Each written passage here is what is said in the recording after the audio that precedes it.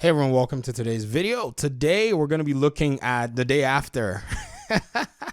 The day after, we were either expecting or not expecting a lot to come from the state of the game from Tom Clancy's The Division 2.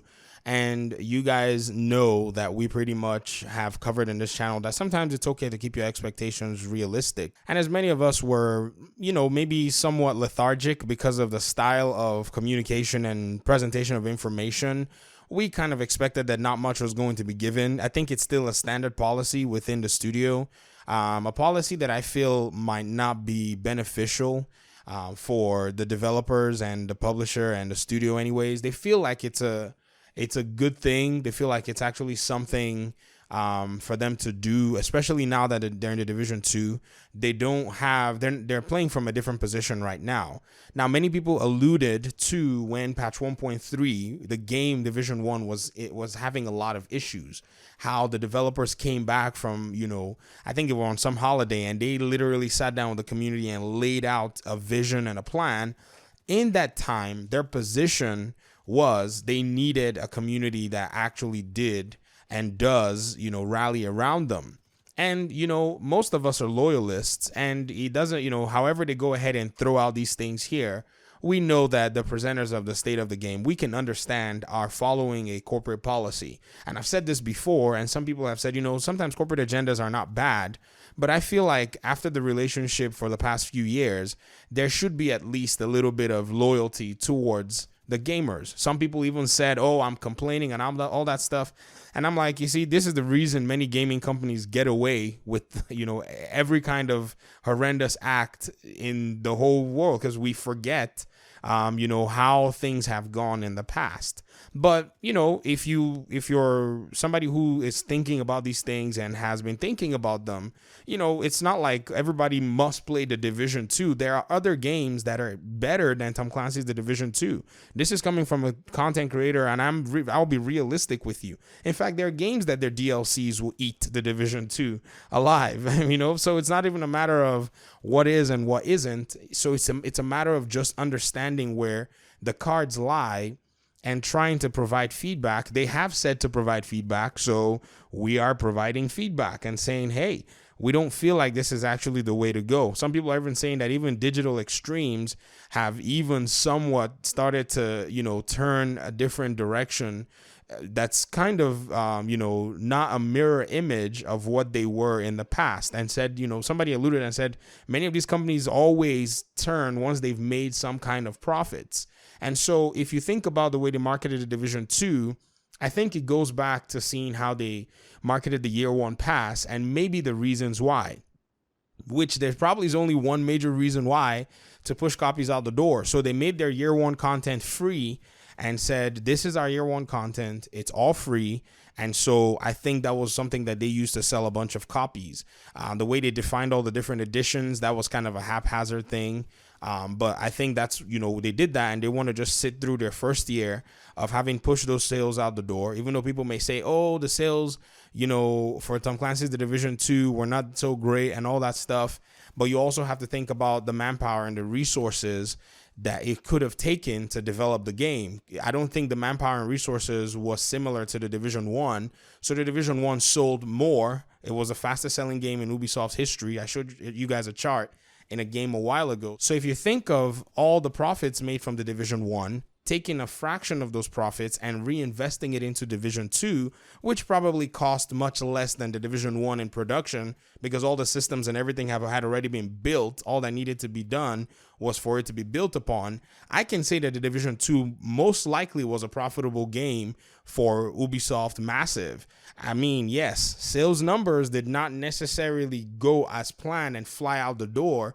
But if you're looking at this from a business perspective, this is the part of things that sometimes can go unsaid because, we're talking about the front end things, but the back end things, you also have to look at tax breaks. You also have to look at incentives that businesses enjoy for reinvesting into the business. So they have just grown themselves, and they most likely in different areas were able to gain some financial benefit or some financial margin from releasing a Division 2 game. It's kind of the business strategy. It's the business way. You know, you make some money, you go ahead and reinvest some of that money into your business, or you don't even take a profit in order for you to grow. So I know people may say, oh, their sales are bad and all that stuff. And I've said that too, but I'm not unaware that even though their sales may have not been so good, doesn't mean that they were not profitable in terms of how the game was released and everything that's involved in that, because they've literally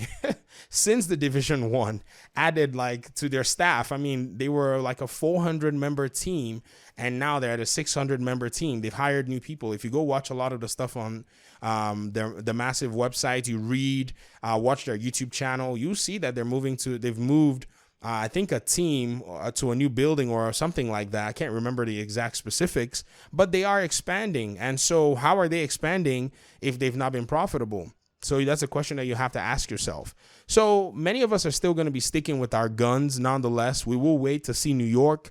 We will ride this thing out till the end. Trust me. Like I said, in the very first few videos I made before the Division 2 came out, many of us are hardcore and will take this ride however long it needs to go. Some people may not be able to. It's a bumpy ride with the Division, and we've seen a lot of bumps along the road. Some people don't necessarily remember, and they don't really know this channel from the early roots where I was making Division is Not Dead videos, and I literally was making, you know, like 1,000 views on those videos and people calling me crazy and calling me an idiot.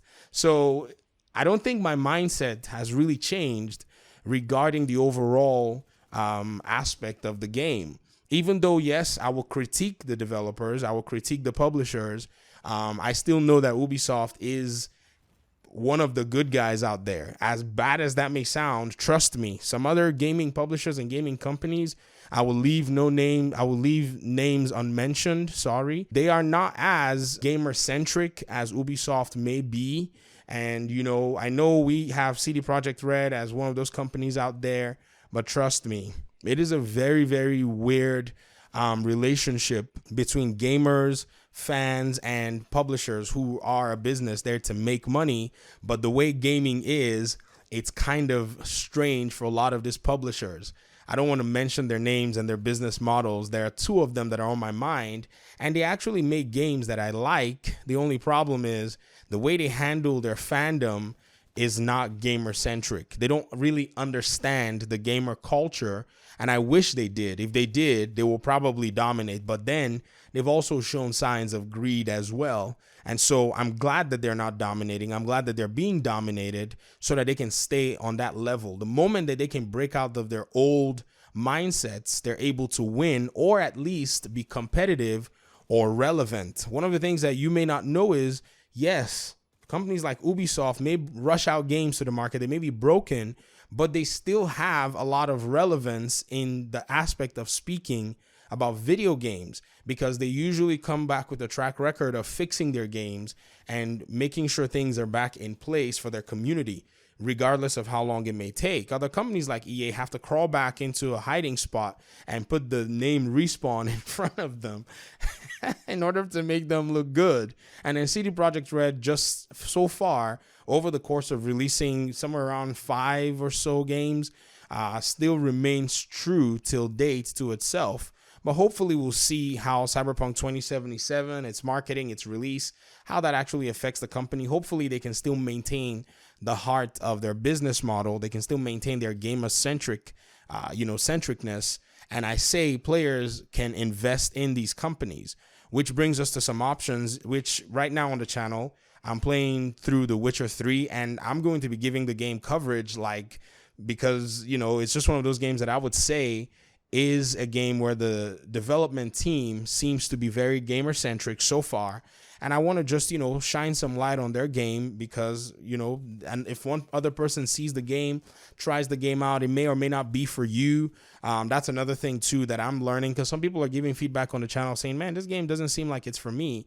And it's really opening my eyes, because that's just the reality. Some games are probably not going to be for a lot of people. In fact, some people have said Cyberpunk 2077 doesn't even look like a game that's meant for them. And I guess we can respect that and we can rally around that.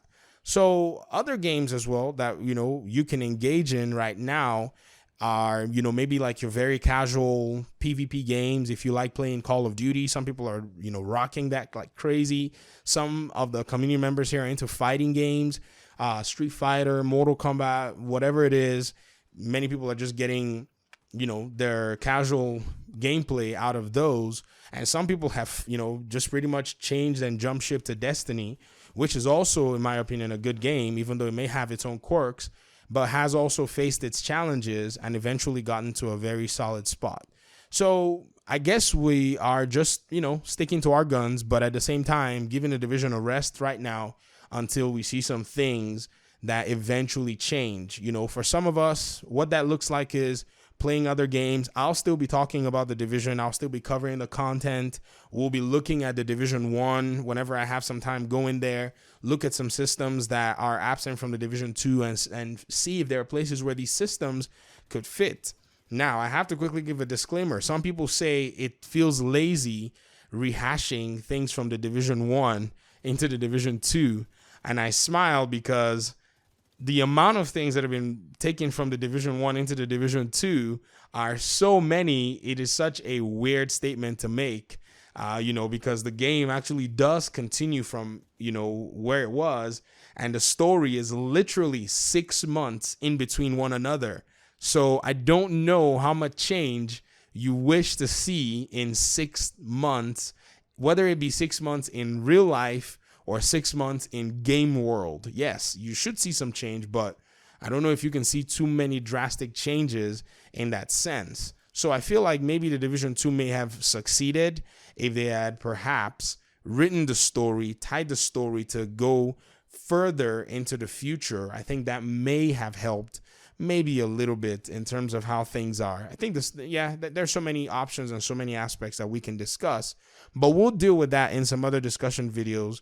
And I just wanted to lay this out in front of you guys. So thank you very much for listening to the video and watching. I appreciate you guys' time and audience, and I'll see you in my next video. Peace.